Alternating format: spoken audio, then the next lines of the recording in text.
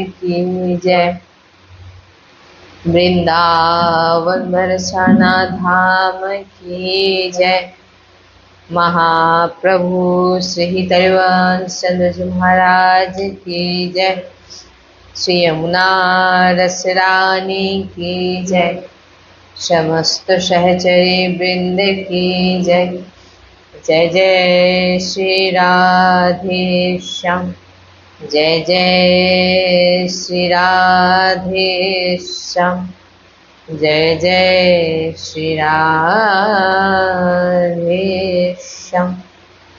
जय जय श्री हरिवंश श्री हरिवंश।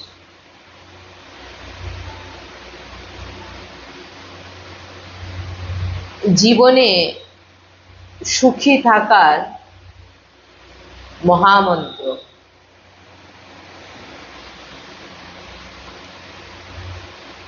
এই জগতের দুই ব্যক্তি সুখী থাকে। কে? যে বিরক্তি হন আর যে মুনি হন।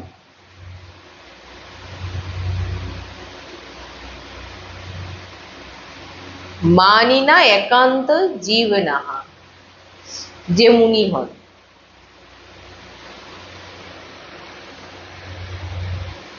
বিরক্ত হওয়া আর যে মুনি হন। এবারে প্রত্যেকের মধ্যেই এমন ভাব আছে যে এই দুইটি খুবই অসম্ভব আমাদের জীবনে। বিরক্তি মানে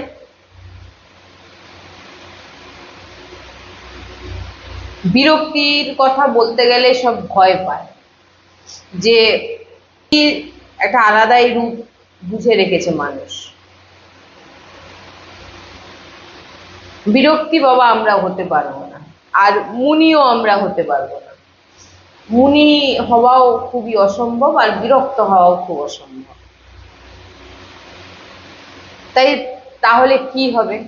তাহলে কিভাবে? কারণ বলছেন যে সুখী যদি কেউ হতে চায় তো এক বিরক্তি যিনারা তিনারা সুখী হন, আর যিনি মুনি হন তিনারা সুখী হন। তাহলে দুটোর মধ্যে আমরা কোনোটাই হতে পারছি না। খুব ধ্যানপূর্বক শোনার বিষয়। বিরক্তির অর্থ আগে বুঝতে হবে। বিরক্তির অর্থ হচ্ছে মন থেকে সব প্রকারের ইচ্ছের বিসর্জন দেওয়াকেই বলা হয় বিরক্তি। মন থেকে সব কিছু ইচ্ছের বিসর্জন যিনি দিয়ে দিয়েছেন তিনি বিরক্ত। আমরা যে ইচ্ছে রাখি সংসার, পরিবার, সমাজ থেকে, ওই ইচ্ছেগুলোকে যদি আপনি বিসর্জন দেন তবেই আপনি বিরক্ত, আর বিরক্তই সুখী থাকেন। যদি আপনি কোনো কিছু ইচ্ছে হৃদয়ে রাখেন, সেটা যদি রাধা গোবিন্দের প্রাপ্তির ইচ্ছে রাখেন, পাওয়ার ইচ্ছে থাকে, সেই ইচ্ছে ঠিক আছে। কিন্তু সংসারে কোনো ব্যক্তি, বস্তু, স্থানের প্রতি যদি ইচ্ছে রাখেন বা নিজের দেহের প্রতি আপনার আসক্তি থাকে, তাহলে কিন্তু আপনি কখনোই সুখী হতে পারবেন না। সংসার আমাদের এই জন্য দুঃখী করে, কারণ আমরা সংসার থেকে কিছু পাওয়ার ইচ্ছে রাখি। আমরা কেন দুঃখী? আমাদের কেউ দুঃখ দিতে পারে না, আমরা দুঃখী নিজে থেকেই হই। কারণ সংসার আমাদের এই জন্য দুঃখী করে, কারণ আমরা সামনের ব্যক্তির কাছ থেকে, সংসারের কাছ থেকে কিছু ইচ্ছে, কোনো কিছু পাওয়ার ইচ্ছে রাখি। বিরক্তস্য কথার অর্থ কারোর কাছ থেকে কোনো প্রকারের ইচ্ছে না রাখা। পিতা ভাবে আমি পুত্রকে বড় করেছি, পুত্র আমার আজ্ঞাকারী হবে, আর পুত্র আমার সেবা করবে। বড় হয়ে যখন পুত্র আজ্ঞা মানলো না, সেবা করলো না, এবারে আপনি কিন্তু দুঃখী হলেন। কেন না আপনি সংসারের কাছ থেকে কিছু পাওয়ার ইচ্ছে রেখেছেন। আমরা আমাদের ইচ্ছের ফলে কিন্তু দুঃখী হই, আমাদের দুঃখী কেউ করতে পারবে না। যদি আমরা সংসারের কাছে কিছু প্রাপ্তির ইচ্ছে রাখি, তখনই আমরা কিন্তু দুঃখী হব। বিচার করবেন, ভাবা উচিত যে আমরা দুঃখী কেন, কেন অশান্তি, কেন ভয়, কেন না আমাদের ইচ্ছের কারণে। সব সময় আমরা একটা ভাবনা রাখি, আমার কেউ প্রশংসা করবে, আমি তার জন্য এত কিছু করলাম, সে আমার জন্য এতটুকু সবার কাছে বলে দিক যে ও এই এই করেছে আমার জন্য। আপনি তার জন্য কিছু করেছেন, দিয়ে আপনি তার প্রতি ইচ্ছে কি রাখছেন যে সে আমার নামে প্রশংসা করুক, বা সে তার বদলে আমাকে কিছু দিক, বা আমি তার কাছ থেকে অন্যরকম কোনো সম্মান চাইছি।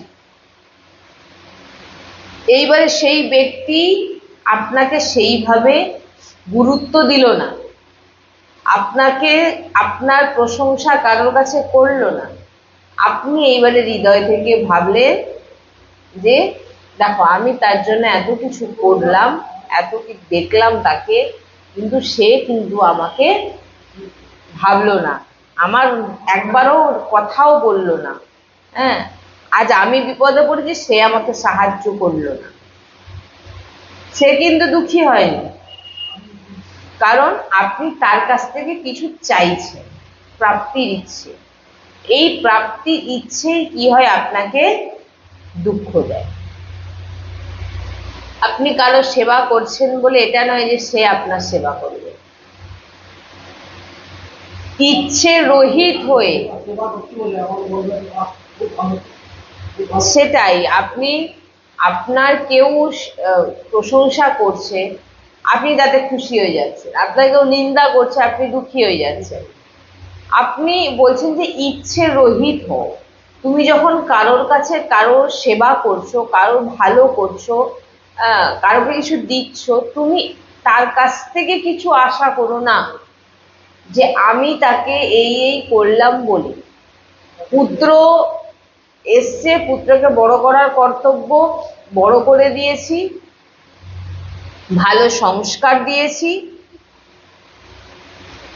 এরপর পুত্র আমাকে দেখলো না, সে আমার সেবা করলো না, আপনি সেটা ভেবে, কিন্তু এটা পুত্রর করা দরকার, কিন্তু আপনি ভাবছেন যেহেতু আপনি ভাগবত এই মার্গের পথিক, তো আপনার তো ইচ্ছে রহিত হবে না, আপনার সংসারে কারোর প্রতি কোনো ইচ্ছে নেই, আপনার সংসারের কোনো ব্যক্তি বস্তু স্থানের প্রতি আপনার কোনো ভাবনা নেই ভিতরে, আপনার তাদের প্রতি কোনো আসক্তি নেই, তাহলে আপনি কেনই ভাবছেন যে এই আমার পুত্র? আপনি সংসারে আপনার পুত্র, কিন্তু ভিতর থেকে আন্তরিক দিক থেকে যদি আপনি ভাবেন, তো আপনার তো যদি কেউ এই সৃষ্টিতে আছে নিজে, সেটা হচ্ছে প্রভু, এছাড়া কেউ নয়। যদি এটাই যদি হয়ে থাকে, তাহলে আপনি আপনার যা কিছু সম্পর্ক সব প্রভুর সঙ্গে, আর সংসারের ব্যক্তি এগুলো সব। সন্তজন বলেছে কি যে সংসার হচ্ছে মিথ্যে, কারণ সংসার বারবার যে আপনার কতবার পুত্র হয়েছে, কতবার স্ত্রী হয়েছে, কত বাবা মা হয়েছে, আপনি কিছু জানেন না। বারবার এই জিনিস ঘুরিয়ে ফিরিয়ে আমাদের জীবনে আসছে। তাই এরা আপনি তাদের কাছ থেকে কিছু চাইবেন যে সে আমাকে সম্মান দেবে, আমাকে দেখবে, আমাকে খাওয়াবে, আমার সেবা করবে, বা আপনি করেছেন বলে সে আপনার করবে। যদি সেবা করো নিষ্কাম ভাবে, যদি তার জন্য তার জন্য কিছু করছো, নিষ্কাম ভাবে করো, কোনো রকম ভাবে তার কাছ থেকে কোনো কিছু তুমি পাওয়ার আশা করো না। যদি তুমি সেই ইচ্ছেটা ভিতরে রাখো তাহলে কিন্তু তুমি দুঃখী হবে। দ্বিতীয় হচ্ছে মুনি একান্ত জীবনঃ, বলছেন আর কে সুখী হয় না, যে মনের অনুমোদন করেছে। ভগবান গীতায় অর্জুনকে বলে দিয়েছিলেন যে অন্য ব্যক্তির জন্য অশান্ত নয়, দুঃখী নয়। তুমি অন্য কোনো, বলেছিলেন অর্জুনকে যে অন্য কোনো ব্যক্তির জন্য অশান্ত নয় যে ব্যক্তি, দুঃখী নয়। হ্যাঁ, আমরা যদি বাস্তবিক দেখেন, এই যে ভগবান বলছেন যে তুমি যদি দুঃখ হও অন্য ব্যক্তির জন্যই দুঃখী হচ্ছ। অর্জুনকে বলছেন তুমি দুঃখী কার জন্য হচ্ছ? অর্জুন কিন্তু যুদ্ধ করতে চাইছিলেন না, বলে আমার যদি আত্মীয় বন্ধু বান্ধব সবাই যদি মারা গেল তাহলে আমি তাহলে আমার কি হবে, আর আমি কি আর কাকে নিয়ে থাকবো? যখন ভগবান জ্ঞান উপদেশ করলেন তখন তিনি সবকিছু বুঝতে পারলেন। স্বয়মের চিন্তা, নিজের চিন্তা, নিজের বিচার, নিজের স্বভাব ব্যক্তিকে দুঃখী করে। আপনার কি চিন্তা চলছে ভিতরে আপনাকে দুঃখী করবে? আপনি কার চিন্তা করছেন? সামনের ব্যক্তি আমাকে কিছু বলল, সামনের ব্যক্তির কাছ থেকে আমি এটা আশা করেছিলাম, সে আমাকে এটা করলো না। সামনের ব্যক্তির আমি অনেক সেবা করেছি, সে আজ আমার দরকারে সে আমার পাশে নেই। আপনি কার চিন্তা করছেন? সেই ব্যক্তির চিন্তা করছেন। আপনার প্রত্যেকটা চিন্তায়, প্রত্যেকটা মুহূর্তে সেই ব্যক্তি কিন্তু আপনার চিন্তার মধ্যে ঢুকে আছে।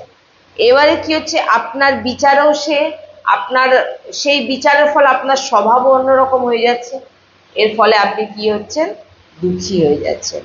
এই সংসার এক সমুদ্র, আর এই সমুদ্রেতে আমরা ডুবে যাচ্ছি। আমরা মানে জীব সব ডুবে যাচ্ছি। কে আমাদের পার লাগাবে? বলে কেউ আপনাকে এই সমুদ্র থেকে বার করবে না, আরো ডুবিয়ে দেবে। হ্যাঁ, এই দুনিয়া তো একদম আপনাকে ডুবিয়েই ছাড়বে যদি আপনি দুনিয়ার হাত ধরতে চান। ধাক্কা দিয়ে আরো আপনাকে সমুদ্রে ফেলে দেবে যাতে আপনি ডুবে যান। যদি এই সংসার সমুদ্র থেকে তুমি ডুবে যাচ্ছ তো শুধু কেবল আর কেবল প্রভুই তোমাকে এই সংসার সমুদ্র থেকে বার করবে, বা সমুদ্রকেই শুকিয়ে দেবে তোমার জন্য। কেউ আপনাকে বাঁচাবে না। আপনার নিজের চিন্তাকে, আপনি নিজের ভাবনাকে, নিজের বিচারকে ঠিকঠাক ভাবে চালান। অন্যের চিন্তা, অন্যের বিচার, সেটা করলো না বা সেটা ভুল করছে, অন্যের বিচার। গুরুজি সবসময় বলেন যে তুমি যত অন্য দিকে দৃষ্টি রাখবে তুমি ভগবতের চিন্তন থেকে দূরে থাকবে। কারণ তোমার চিন্তনে ওই ব্যক্তি আপনার ভিতরে বসে আছে। আপনি বসে আছেন তো চিন্তা করছেন কার?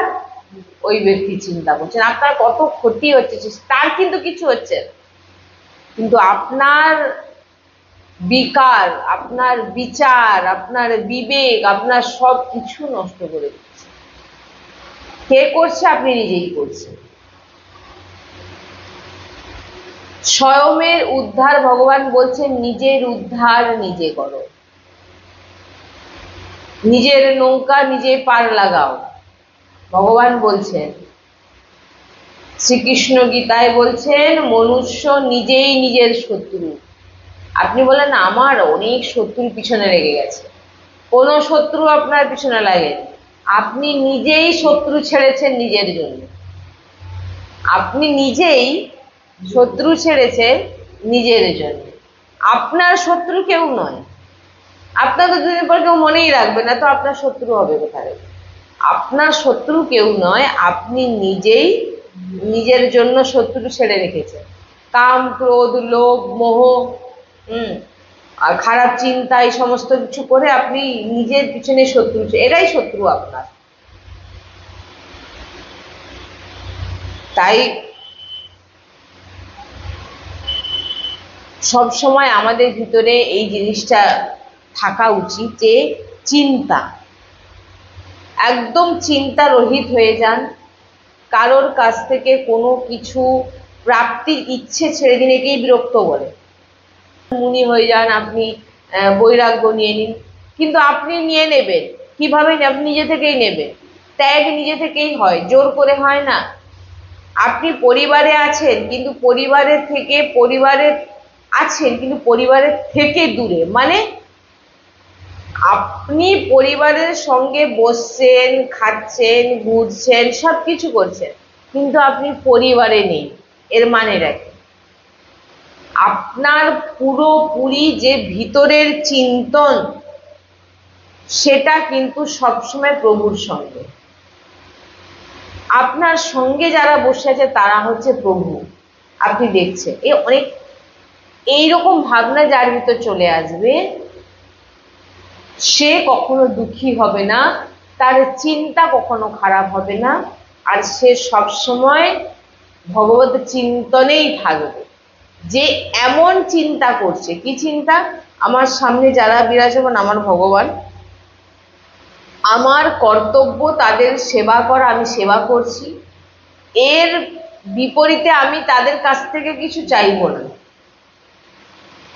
আর যদি কিছু আপনি ওদের কাছ থেকে চাইতে যান, তাহলে আপনার চিন্তনে সেই ওই একই ভাবনা বিকার আসবে, সে আমাকে দেখলো না, সে আমাকে খেতে দিল না, ও আমার সেবা করলো না, এই চিন্তা করবেন, ব্যাস আপনার শত্রু আপনাকে একদম শেষ করে দিচ্ছে।